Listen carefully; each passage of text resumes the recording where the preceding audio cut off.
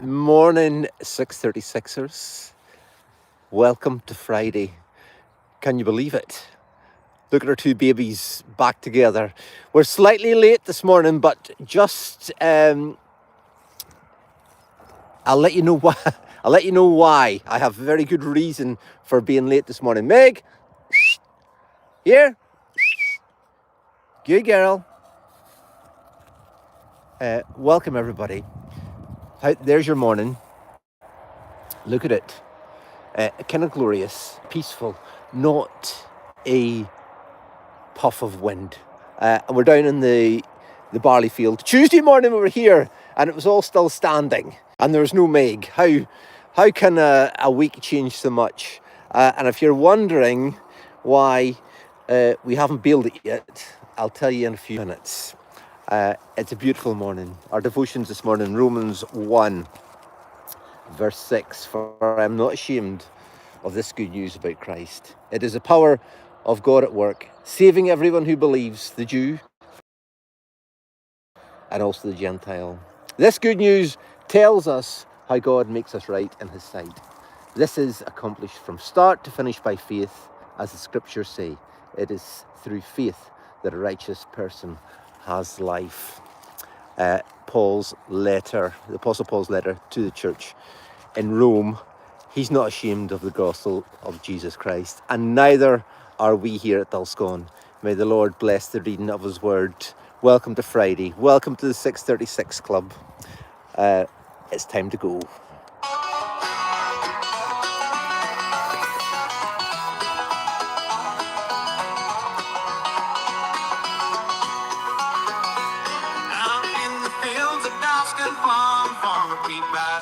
Come on. As the sun starts rising, waking when the baby's out the door. No time to waste. He laces up his boots, puts on his hat. Here. Grabbing his coffee, ready for a chat.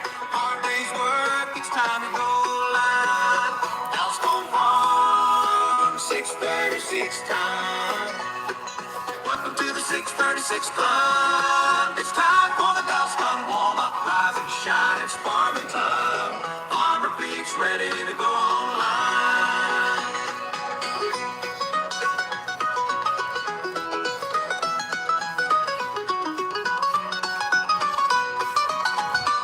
Farmer Ben is still asleep. Farmer Connor has his breakfast to eat, but a man is ready to go. It's time for the 636 show. The donkeys are making a sound. The goats are running all around. Now we are ready to start our day. Let's do it the Dulscone way. Dulscone Farm, 636 time. Welcome to the 636 Club. It's time for the Dulscone warm-up. Rise and shine, it's farming time. Farmer Pete's ready to go online.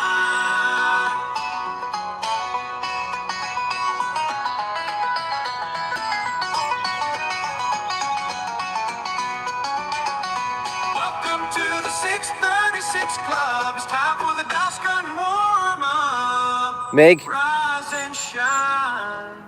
Flossie. It's farming time.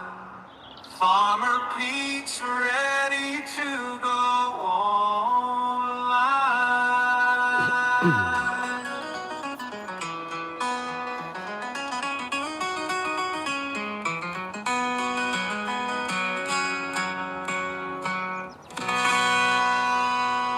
We sure are. It is 6:36. Well, it's just after. It's actually 10 minutes to 7. Why were we late? Why were we late? I can hear you all yelling. Well, let me get over here so I can rest my tripod. Excuse me. On here. Right. Can any of you spot the elephant? Or the elephants in the room here? What seems strange here? Annette says, top of the morning, Friday here in, oh my goodness, Kirknersville, North Carolina. Good morning, Annette. What a cool name. I would have a bash at your second name, a double-barreled, a posh one. Yeah. Look at that up there. Can Can anybody spot what might not need to be in here this morning, or what shouldn't be in here? Bunny and the kids is asking, how did she get there? Got back together. Yes, Sorka and Orla, much like Meg and Flossie, have been reunited. Now, I did not know anything about this weaning thing going on until late last night. Let me explain to you. And you will all have seen Farmer Connor's vlog yesterday, which I seen after the occasion had taken place. They tried to wean Orla yesterday, which means take her off her mum. She's 8 months now, which is fine in certain circumstances. So last night, after tea time, here's Millie, by the way. A lot of you know Millie. The Shetlands are in here. Who have we got? Let me try and get back out here. Meg's wondering, they're not woolly, and they're not cows. I'm not sure what to do with these. Behave. Sneeze coming on. Excuse me, everybody. Silence for a second. Oh, so sorry. Once it comes on, you just can't get it to stop, can you? Who can name the Shetlands? Millie. Oh my goodness. We've got Honey, and I'm going to need a handout with naming the Shetlands. Get them in the comments if you could. I've took a mind blank this morning, and there's the man in question at the minute, and I even can't remember his name at the minute. Anyway, after tea last night, we came out. Why were we out? I can't even remember. But there was a lot of baying going on from the top of the hill. Boo! Boo! A cow baying. And I'm thinking to myself, a lot of noise up there. I hope Bluebell's not calving. So, went up, looked at Bluebell. Right, come on then, here, behave. Meg getting excited. Looked at Bluebell, and she seemed to be quite settled, but there was a little bit of mucus coming from her, which I thought, oh, right, something going on here. So, I put in the family chat, I think this cow might be calving, because the amount of noise she was making, and seeing this little bit of mucus coming from her. Family chat. Next thing, Farmer Fee arrives with the girls. They're on the way back from one of their clubs. And then Joe arrives down with Archie, goes up to the top of the hill, and we all have a wee look. And I had to go and do something else. I can't remember what it was, but I came back. And Farmer Joe says, it's Orla that's making all the noise. I said, Orla's making the noise. Unbeknownst to me, she was in the next pen, having been weaned. So they had taken her from the paddocks down here up to the shed. I knew nothing about this. Making a lot of noise. I said, oh, hang on a minute. And I mean, she was making a lot of noise. She's got a very loud bay or ba, what does it call it, moo. I says, we're going to hear that all night, because our bedroom's upstairs at the back of the house, and kind of at the same level as what is on, what she is, because she was up in the sheds at the top of the hill. So I says, right, let's get her moved round to the paddock at the back, and at least there's a kind of sound barrier between the paddock. I'm not going to get into, I was going to go up the top of that bank. I'm not going to get up there, overgrows too much. Let's get her moved into that paddock, and at least we're not going to hear her as badly. Right, so Farmer Joe and me got her moved round. That was fine. 2:30 this morning. Boo! Boo! That's the noise she makes. Tricia, there's a cow out. I said it must be Orla. And I knew fine. We hadn't heard her from that until 2:30. So I knew fine she'd got out of the paddock. How she got out of the paddock, I've no idea. So, by this time, for some reason, I could hear her. And prior to that, when Farmer Fee was down and we were up at the top of the hill last night, Sadie, our eldest grandbaby, looked down along with me at the same time, and we could see something orange over there at the gate into the willow field. See that gate over there? We've seen something orange there. Sadie said, there's something moving down there. And I said, there is. And it disappeared in behind the banking, just at this side, in this side of the field.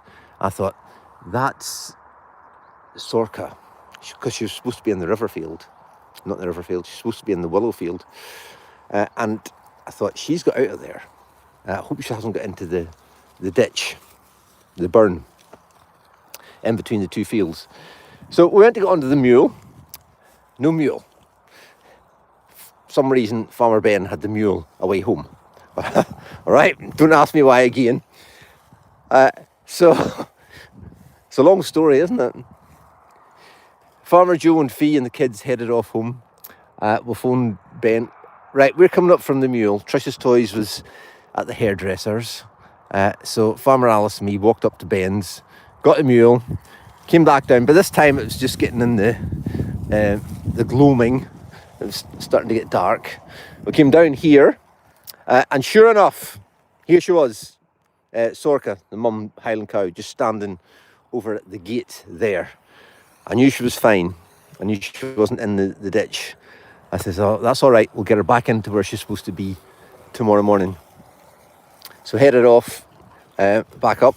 And by the way, this is, by the time we get down, it's just starting to get dark.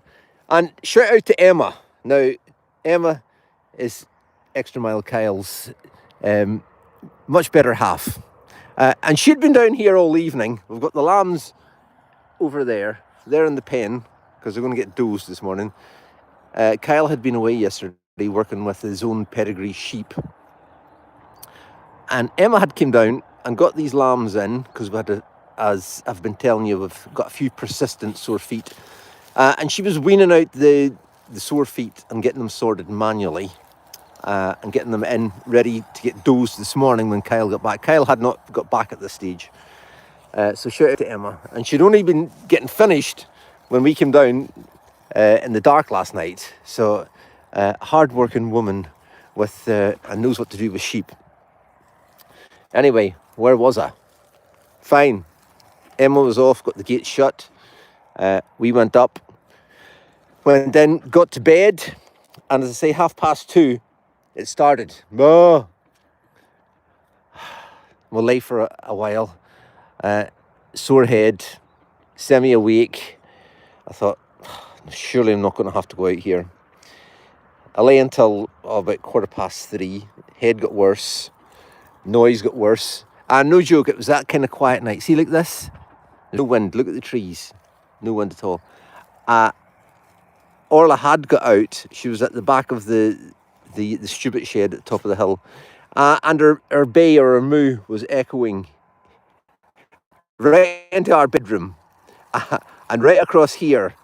It's a wonder you haven't heard it where you are. And lots of you are in the USA this morning, because I can see your comments here. So finally bit the bullet. 3:20, got up, came out. And sure enough, here she was standing, roaring her head off. And by this stage, because she was at the back of the shed, Sorka could hear her. So she was starting to cry back. So you could hear her yelling back up there. So I opened the gates, got the mule out, ran her down. I thought she would run right down the road, the one that we come down when we're on the mule, and through here. But she didn't. She got halfway down and kind of went towards this paddock that they're in just now. So I got her into the field, which was fine, and where the donkeys are. Came back down here. Sorka was pacing up and down, making a lot of noise. But she followed the mule over, and I went to the gate that we had just been back, opened the gate, parked the mule there because it was pitch black. I was using the lights. Opened the gate, but this time the donkeys were there. So I had to stand and keep them back. But here she just followed me right through and back into Sorka. Hey, enough. Sorka was over at the far end of the field over there, and they're united. And after that, silence. No more of the bah, moo. So back to bed, 4 o'clock. So there's the reason, the short-winded reason why we were slightly late this morning. All right, when the alarm went off, in fact, it took me a long time to get back to sleep.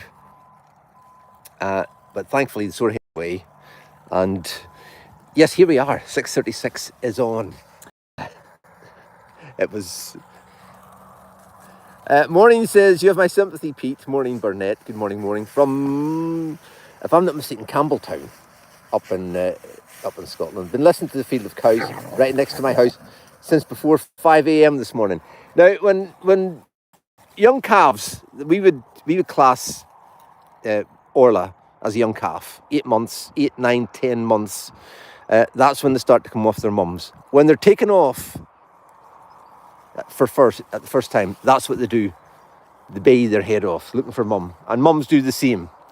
Now, they're going to need to rethink things if they want to try and wean her again. Now, she's only 8 months. Going by a dairy cow, a black and white dairy cow, or they're not all black and white these days. You have Jerseys and Brown Swiss, etc. Typically milks for 305 days. And then they go dry for 30 days, and then they'll be calving every year. So based on that, mum has a couple of months to rest if you go by the 305-day rule. So she's fine just yet. If we go away on holiday sometime, far, far away in the next few months, they can jolly well wean her then, when we're not here to listen to her. My goodness. When we used to be a more commercial farm, going back 20, 25 years, and we used to buy younger cattle in, much to the same age as Orla is now, 8, 9, 10 months. This is the time of the year when these seals come up, when the suckler farmers, suckler herds, suckler being beef cattle, you have a beef cow, and the calf suckles it for the summertime, usually born in the spring, suckles the mum till this time of the year, and then they're weaned. They go to the market, and farmers like us used to go and buy them.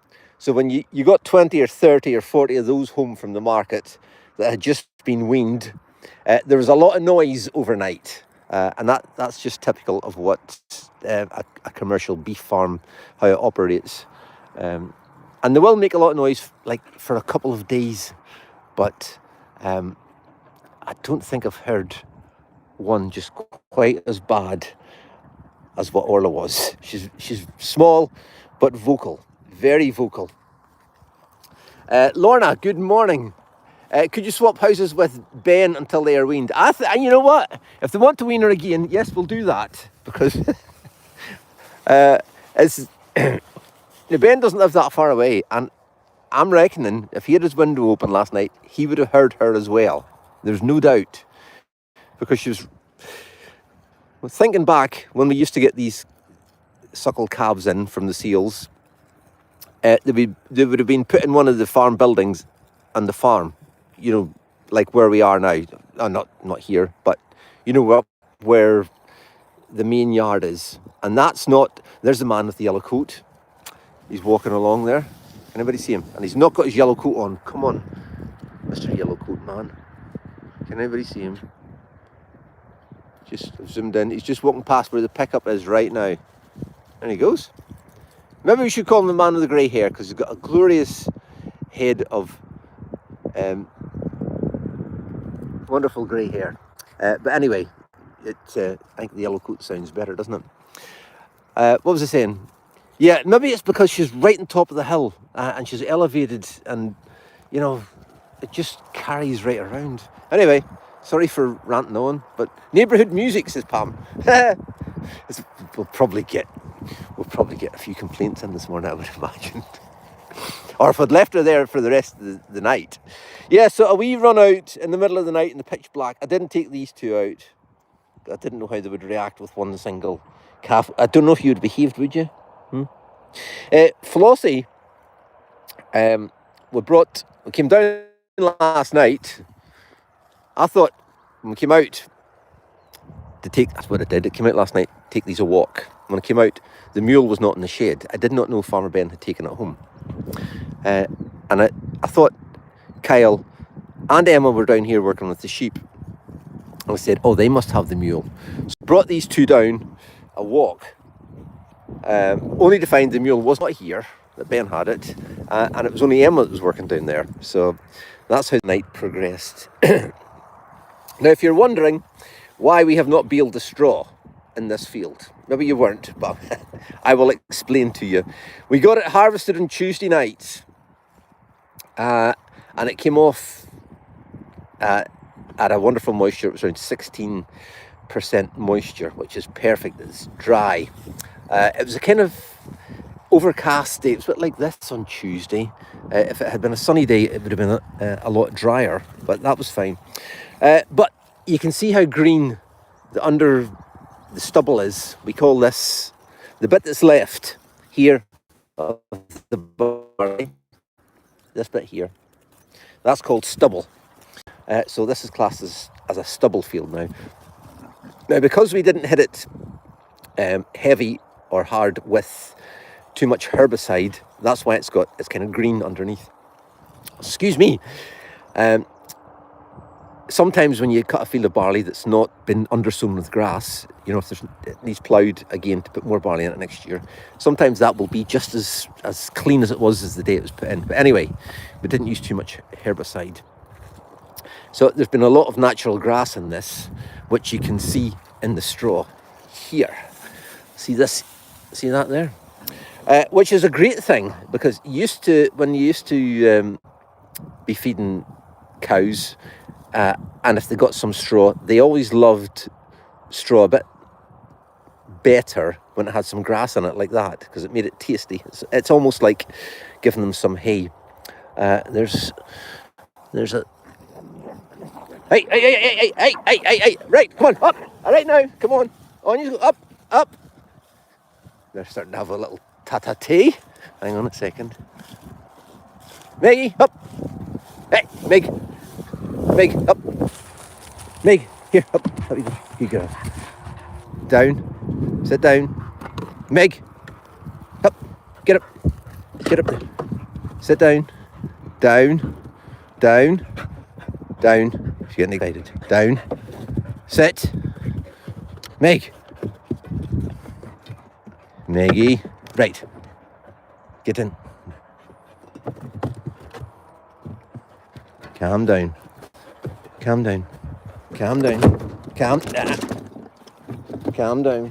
That's enough. Up, in, sit. Meg, sit down. Good girl. Calm down. There's the girl. Floss, in. Flossie, in. Get in. Down. There. Calm down. It's all right. It's so good to have you back, darling, isn't it? Now, the word right. I was talking about straw, wasn't I? Yeah, so... And the reason I haven't baled it, because that was cut. So it's just like cutting fresh grass, basically. So it has to lie and dry. You can't bale that up with that fresh grass in it. That's why we haven't baled it yet. And the past 2 days have not been that sunny, so it hasn't had the best chance to dry. But looking at it now, it's very well wilted, very well dried. So we have planned, as we've booked Ali to come and be at today. It's to be a sunnier day. I think we've got a high of like 20 degrees today. It's been a bit cooler the past couple of days, which is, we don't want this nice sunny weather to go away, but I think the sun's coming back today. So we get a bit more sun on it. There was a good breeze the past couple of days as well. That will dry the grass through. And yeah, because if we baled that with the grass wet without drying out, it'd be very much like baling wet hay, and it would just heat and the bales would go mouldy, and we don't want that. So yeah, the plan is to get it dried out. Get in. So there endeth your lesson on straw. I think we had one on barley the other day. Who's on this morning? Let me know where you are. 6:36 rules apply. Where you are and what's your weather like. And because I've let you know what our weather's like. Sun's about to come out. Hopefully those clouds break up. And we get some nice bright sunshine, dry this out properly. Get it baled up. What was your guesses on Tuesday morning? Remember I asked you how much barley you thought we'd get off this? We've got just 9 acres in here, and I said a good crop typically gets 2 tons to the acre. Well, I can officially reveal that the crop from the sewage works field for 2025, 17.8 tons it did. So not too shabby. I think the only thing that let it down from under the 2 tons was the first time outside the field, which is always a contentious issue because it gets it's competing with what's on the hedgerow or what's on the banking next to it, and it can get, the weeds can creep in a wee bit. So that's the only thing that let it down, or I think we would have hit the 2 tons. Overcast in Bora, says Helen. Thank you, Helen. Is it going to be a good day? Barbara Mack says it's burning hot in Orlando, of course. And Vanessa says, good morning, Farmer Pete, from a very sunny Woking in Surrey. Vanessa, send that sunshine up here. I don't know what's happened, but I did hear some of the girls, that some of the team members in the Dalscone Diner chatting yesterday, saying they had the heat on Tuesday or Wednesday evening. A wee bit early for that, maybe. In Glasgow for a few days, says Robina. Weather nice and dry. Thank you, Robina. Nice to hear from you. Good morning from Wishaw. Elaine says it's cloudy, but the sun's trying to make an appearance. Must be much the same as here. It's looking kind of glorious looking, isn't it? And if you can see the wind turbines over on the hills over there, they're moving very slowly. Not much wind about this morning at all. The boys are on, as I said, dozing the lambs again. They're in the pen. They've been in since last night, so good job to doze them on an empty stomach. They got the dung samples checked, and they've high worm count again, which is only a fortnight ago since they've been wormed. So we're putting it down to them being on the river field. I take it the river field's got a high worm count, so they're going to get done today, going on to fresh pasture over there. As I say, Emma's been through their feet, getting the worst of them out, and they will go through the foot bath again in the next couple of days. Don't know if Kyle's going to put them through today again or not, but certainly sometimes you just get a feel that it's got a heavy worm count and the animals just continue to pick it up, which is really annoying. But we've had a fresh pasture over here, the big square field. They've been off that for almost a fortnight now, so that should have cleaned up, and we'll just keep rotating them to try and eliminate this worm burden. Yes. How's Meg been doing since she came back? Excellent. She's like a different dog. We're just getting used to her. She did help the boys bring a few stray sheep in yesterday, which was amazing. Donna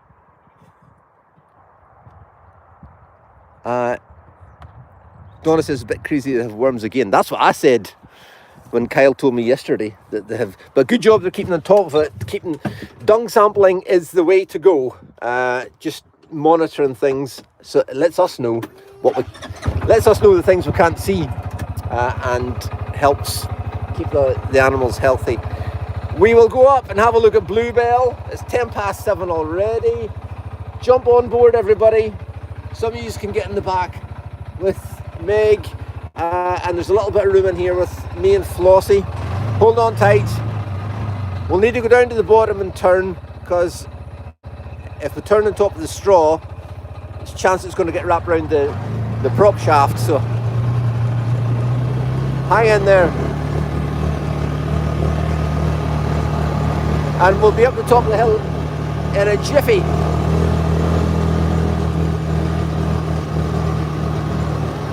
Right, we'll just swing it around now.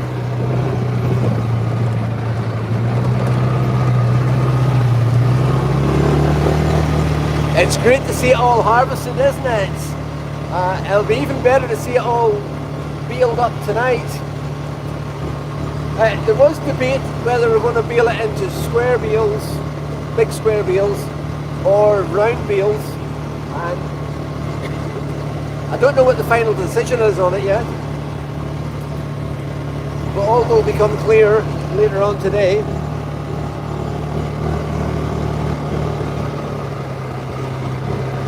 We'll nip through here.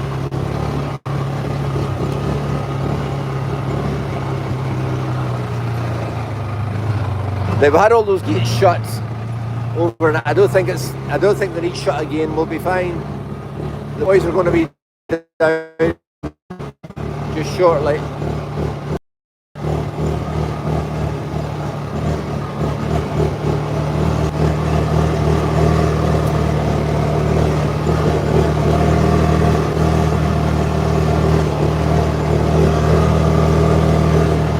Yeah, when the alarm went off at 6:15 this morning, it was like, oh no.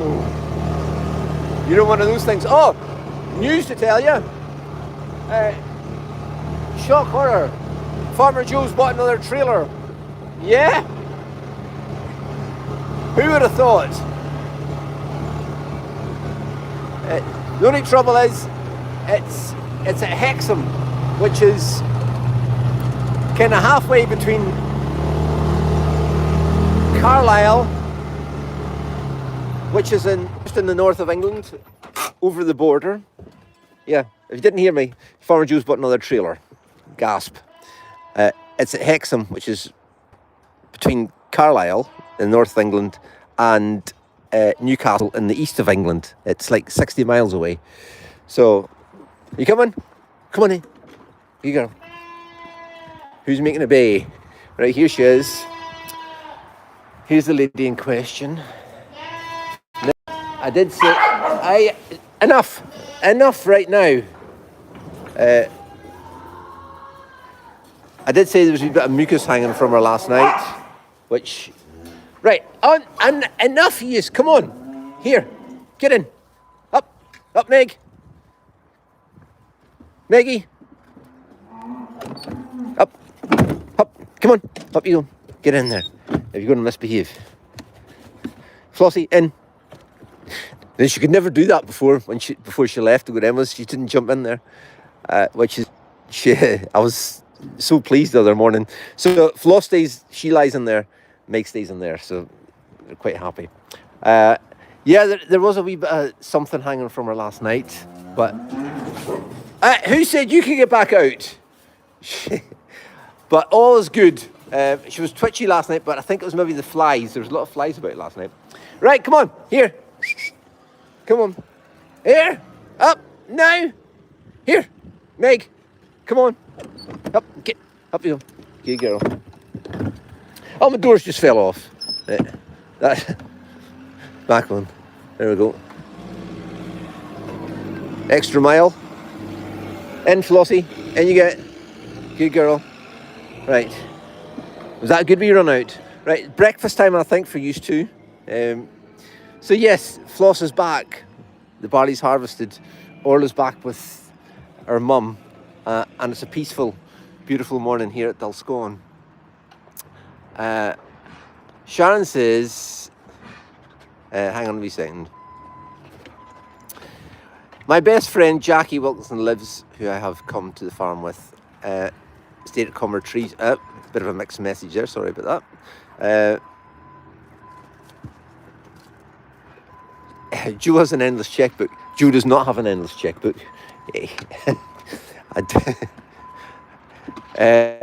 Yeah, we know where the check's going to come from for the new trailer. Jamie saying Orla's back with her mum, ?